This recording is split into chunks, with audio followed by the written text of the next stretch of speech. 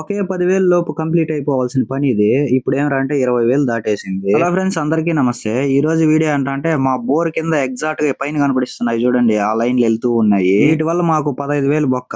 Normal గా అయితే bore repair చేయడానికి ఒక 10,000 లోపు అవుతుంది.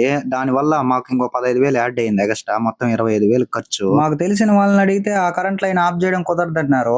అందువల్ల ఈ మొత్తం 20 అడుగుల పైపుని పైకి లేపాలంటే ఆ కరెంట్ లాగుతుంది. అందుకనేసి 10 అడుగులు లాగి ఇక్కడ కట్ చేస్తున్నారు చూడండి, అలా కట్ చేయించాము. మా బోర్ లో ఉండేది మొత్తం 21 పైపులు.